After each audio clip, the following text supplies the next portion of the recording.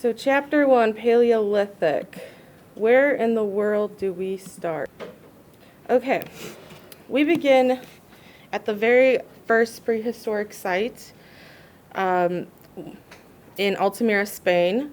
In 1870, a girl and her father discovered bison painted in bold black outline and filled with bright earth colors on the ceiling of a cave. Oh, here, let me circle where we're starting. The first found cave painting was dated between 15,000 and 10,000 BC. This era is known as the Paleolithic era, or more commonly known as the Ice Age.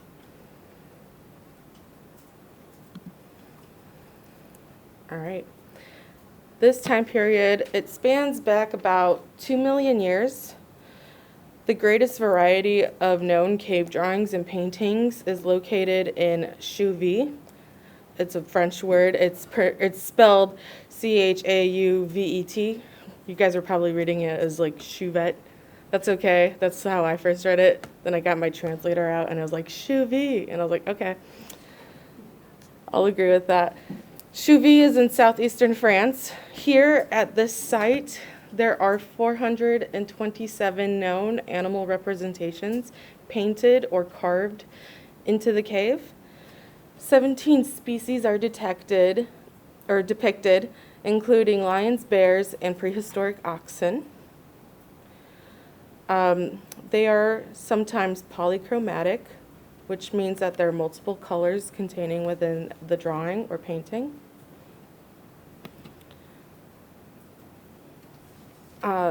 You may have noticed in some of the images in your textbook that with those animals, there's also these abstracted symbols. These symbols could represent weapons, traps, or even insects. As you can see here, human hands were occasionally featured on these cave walls. They were stamped in paint, and animals were usually painted in a naturalistic style. Who can tell me what naturalism means from your readings? Yeah, Shannon. It was how closely an image resembled the subject in nature. Good. And so for now, our day and age in art, what's like a good example of naturalism? Say you're in class, a specific class, and you guys are doing a specific, say you're in drawing class, how about that? What's a good example of naturalism in your drawing class? Yes, Becca. Maybe like figure studies, the human body. Figure studies, correct. What's another good example? Sierra. Still life? Perfect, yes, still life. Because you're trying to get it as close to photorealism as you can, right? Okay, Sierra. I'm also taking points down, participation points. That's why I'm like taking a pause. And also I want you guys to catch up if you're typing away. Right, so naturalism is a style of art that aims to represent the natural world as it appears. Like Cynthia earlier said, drawings of humans were really rare, but they were usually abstracted as opposed to the more detailed and naturalistic images of animals and animal subjects. So Cynthia also mentioned that they were abstracted to put more emphasis or importance on these animal drawings. Why do you think another reason could be that they presented themselves as abstracted? Anyone? Yes? They didn't know what it looked like, so they just had their own like Perception? or representation of themselves. Okay, that's a good guess. Honestly, there's no wrong answer. Yeah, go ahead, Alexander. From figure studies, I know that human body is a very difficult thing to capture correctly, so it could also be they were also having difficulties making a representation that was accurate too. That's possible too. But not to debate you or argue, but to be like kind of devil's advocate here. If they drew these animals so lifelike, right? I'm pretty sure that they could have been so observational to draw themselves lifelike too. It's just, to this day, anthropologists and art historians, they really can't put an answer to that question. Could also be multiple people drawing the same depiction too. True. True. Yes, Sarah. It sounds like they didn't really see themselves as being like that important compared to animals. Yeah. Because the animals are pretty much the only things you can do. Yeah, that's true. She actually makes a good point because, like, I know, like, they would paint, like, the animals, like, pregnant. Mhm. Like, so there would be, like, more food. You know? Yeah. So, like, that, like, animals, like, were really important to them. You could like see the future of my lecture here today. All right, so there's another example of that hand. Okay. So another popular cave is Lascaux, also located in France.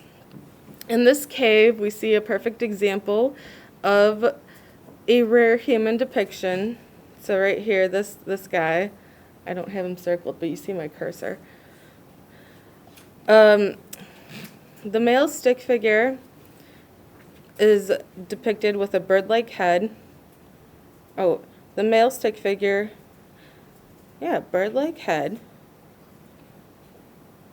lying between a woolly rhino and a disemboweled bison, and a bird-like stick staff nearby.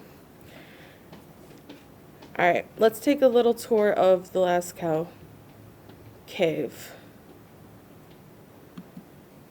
Yeah, absolutely. Yes, Alexander. Alex. Those images are so large and that there's so many of them, whether it shows that they were there for a long time in that cave or there was a lot of people working on those depictions at the time. It also shows a little bit of organization that they could Absolutely. come up with that. Yeah, and for me, seeing it, I just wonder about the terrain of it all. It just seems so jagged and dangerous, but yet, you know, they went in these cave systems to put these paintings on the walls, so they must have really meant something to these people at that time. Okay. Yeah. I think something interesting to note with that too is the fact that like in the book it said it's not just like men working on these things too, it's like women and children and stuff, and like seeing that, like I can't imagine if I was a kid that would be very difficult to like navigate through, but also like reach things and like do stuff on, you know, the cave wall. Yeah, I'd imagine you'd just be like there handing paints or Right. something. Yes. Easel. And then I think about the limitations that like creating these kinds of paintings inside a cave would have. So like how would they go about bringing light to it, or how would they even see this if they're in a cave? I do recall something being said about they would use like oil lamps made out of animal fat to keep it lit in there. But still, they would need a lot of those lamps because I imagine really dark.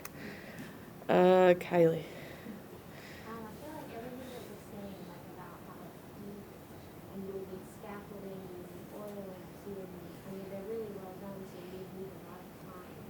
And for observation, kind of all indicates that art was maybe one of the first like professions. Yeah. In the country. Just because it was expensive to do. Yeah, or time consuming, right? And time consuming, right? Absolutely. Melissa? Well, I'm also thinking that they could use the caves for shelter in general and need something to do like during the winter time. Pass the time. Yes. Yeah, that's very possible as well. Yeah. All right, any more comments? Caves are shelter from the rain and snow, so. That's true.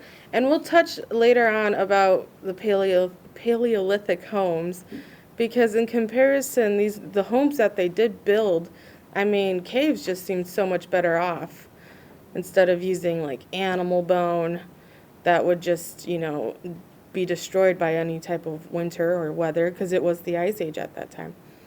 Okay, Moving on.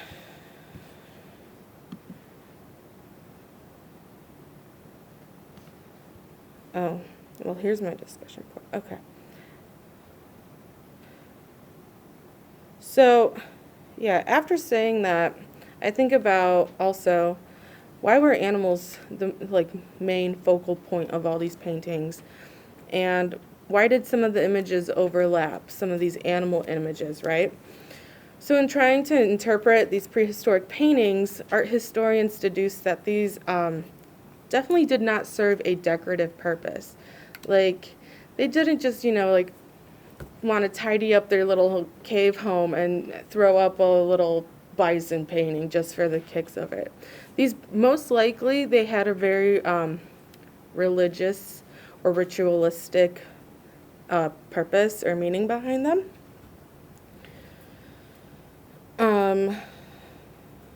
Yeah, depending on where it was located in the cave. Anthropologists believe that early humans may have perceived an image as equivalent to the animal as it represented.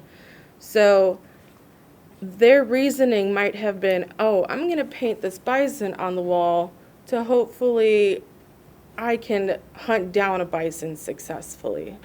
That was part of the mindset. They wanted to exert power over the image.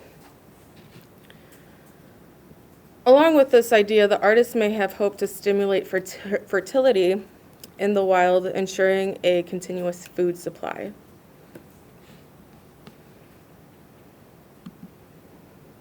All right. So, now we're going to touch on shamanism. Who knows what shamanism is? Yeah, who could tell us? Alex, go ahead. Shamans have like a mystic or something, usually, typically. Yeah. And there's like their religious sort of thing, and it's very prevalent in the old Celtic cultures and stuff. Yeah. Not just Celtic, I mean all over the place. Yeah. Native, anywhere. Megan, sorry, you're like. In this case, isn't that like specifically a belief in like a parallel spirit world? Yeah, so belief in a parallel spirit world, access through meditation or some kind of alternative state of consciousness. So more recent theories are possibly connected to shamanism. These theories argue that animal spirits or spirit is seen alive wherever there was a bulge in a cave or painting or sculpture or carving, sorry. Since it is no longer a flat image, but actually a 3D image coming out at you, sometimes art historians felt like if something was coming out at you, that they thought that these ancient artists wanted it to become alive in a sense. Images can also suggest early narratives. So, in an example, it could be a glory tale of a hunt or a shaman's own experience, through his altered conscious journey. So overlapping images, what do we think that means? Yeah. One thing it noted in the book was that it kind of like kept track of like migration patterns and stuff like that, so kind of keeping track of like the history of the animals themselves. Yeah, absolutely, that's correct.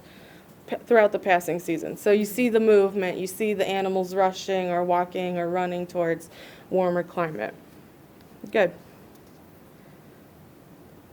All right. So now we're going to talk a little bit about carvings.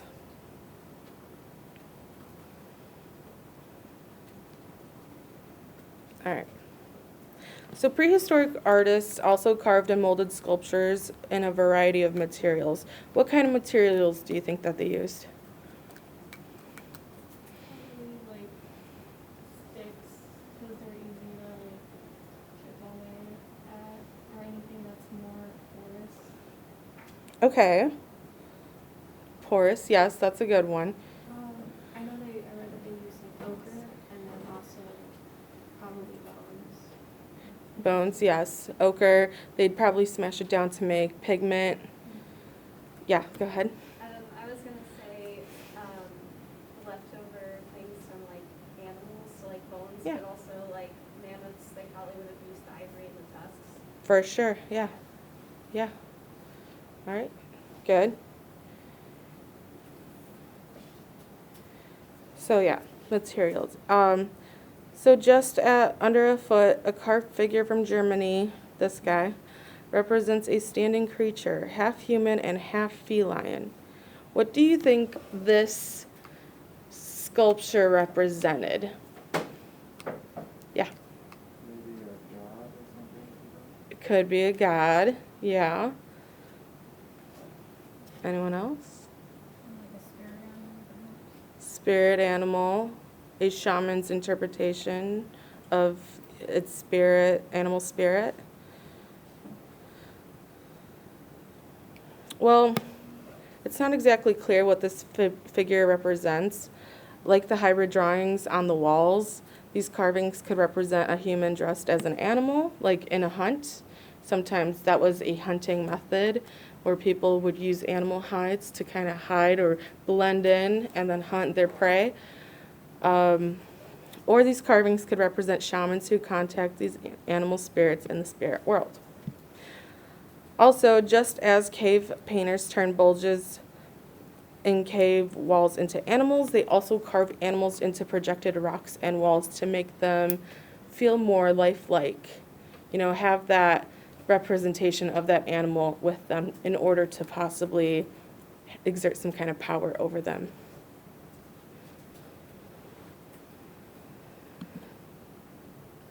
Okay, Venus figures. So who thinks that they know why women were frequently subjects of carvings? Yeah, Micah. I feel like they, because women like their children, so like they saw it as like continuing their legacy and stuff. Mhm. And that's really great. Yeah, that's good. Yeah. I'm just thinking men back then seemed about the same as they do now. I mean, that could be a possible answer too. Yeah. So women were frequent subjects of prehistoric sculpture. Female imagery outnumbers the male images by so much. It was even thought or evident that at the time, they could have all lived under a matriarchal social structure. So women were in charge back then, whereas men, you know, they'd be the gatherers or hunters. My bad. Many of these figures are so small that they fit into your hand. So we're looking at Woman of Wollendorf over here. She is literally the size, she's 4 inches. So fits right into your hand, so tiny. Next over, okay, I'm going to butcher this. Woman from Brassenpui is less or a little over an inch, okay? So also fits right into your hand.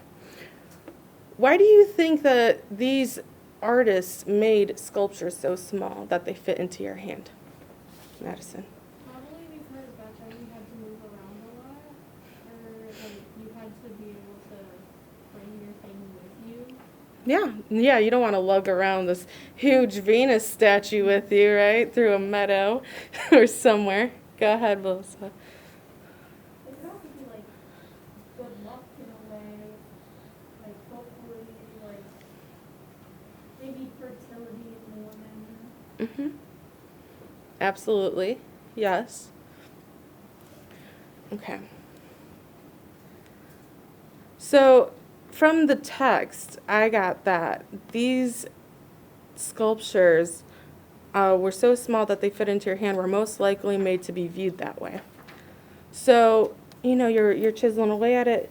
And, you know, Madison made a good point about it being, you know, something you could take with you. Something you could view and easily put in your pocket or your backpack or something. But yeah, it was meant to be viewed up close, have it with you, that type of thing. So these figurines were also very highly abstracted. Just like cave paintings of people, they're also abstracted. So instead of rendering the female form with naturalism found like in the representations of animals, the artist reduced it down to basic shapes. The abstract quality of woman of Willendorf appears to stress potent fertility. Facial features were not a priority, but instead the emphasis rests on the figure's reproductive qualities. So these female figurines were often called Venuses. Why do you think they were called Venuses? Venus was a Roman goddess, so it's equivalent to Aphrodite of love and Boom. Nailed it. That's the answer. You're on a roll today. Yeah. But also today we kind of want to step away from that and step away from calling them Venuses. Why is that? Does anyone know? It's more of a recently introduced feminist perspective on why we don't want to call these figurines Venuses, because we don't know actually what they represented. We don't know for sure if these figurines represented a fertility goddess or maybe an ideal woman or generic woman or even a specific woman. Yeah. I was gonna say, I like the idea that they said in the book about how it could have just been a woman looking down and then Yeah. she could have carved. It could have just been a self-portrait or self-sculpture. Yeah, absolutely. Yeah. Madison, did you have something to say? That's what I was gonna say. Yeah. And it could have been that. We don't know. We weren't there at the time, right? So lastly, I don't have a slide for this, but I mentioned it briefly. Paleolithic homes. Why do you think they were not successful as say Neolithic homes? Obviously because of evolution of thought and ways of building, but why else? Madison. Well, because they are just kind of bones, so I get the sense that maybe they used, I mean, I don't remember them saying they used mud, but I would assume they used some kind of something to hold them together, and then probably when that dried out, it did hold very well. Yeah. Yeah, that's true. There was no way of keeping it all together. They would just put bone on top of bone and layer that. There was no interlocking system. I mean, they could have tried mud, yeah, absolutely, but that, like you said, dries over time or flakes away, gets ruined with the climate or the seasons. Yeah. Weren't they, like, not intended for longevity, though? No, they were not. Intended for, like, seasonal residences? Yep. Like, they weren't as successful because they weren't intended to, like, stay there. That's true, because people back then, they migrated a lot, just like animals with the seasons. They were not going to stay there for the winter. They knew better. I don't think bones would definitely not provide warmth for the winter. No, absolutely not. Especially because there's so many holes in that. Drafts happen. Okay, Cynthia. So yeah, that is basically the sum of the Paleolithic era. I kind of have like this pop quiz, but you guys seem so, well versed in the subject that I think it's going to be a breeze. All right. And it's only 5 questions. So the Paleolithic art era is also known as what? Who could tell me? Or let me rephrase. The Paleolithic era is also known as what? Yeah, brilliant.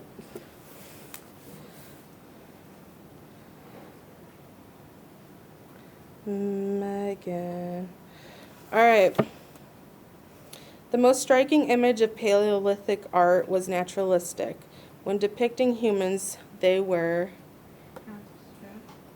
Yeah, you guys are good. Which was a major cave site?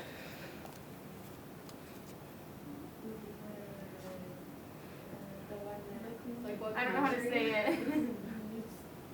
I want to see who paid attention, who knows how to say it. No. Yeah. It's like Close. Moscow or something? Moscow? No, not Lasco. No. Kylie. You guys are close, but still not there. Did you hear me? No. Oh, I said Chauvin. Oh, no. No, it's Chuvy. Shoe, like, it's Chuvy. It's Chuvy. But it's an ET at the end, right? Yeah. That's pronounced A. Did you take French? I speak French. Listen to her then. I use my translator app, and she's like, Chuvy. So, Wow. Chuve, My word against hers. Chuve. Am I saying it right? Chauvin, yeah. So it's shoe, and then ve. All right. Okay. What purpose might the cave paintings represent? Perfect. Who said that? All right. And lastly, is it true that Paleolithic people created sculptures? Sculptures. Yeah. All right. Go. Yeah. Becca. And then Jan.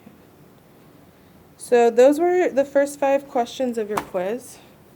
I think you guys are going to do good. But, yeah, like I said, I wanted to keep it nice and light today. Monday, we're going to go Neolithic. We're going to talk more about Stonehenge, those different types of rock carvings mean, dolmens, menhirs, all that good stuff.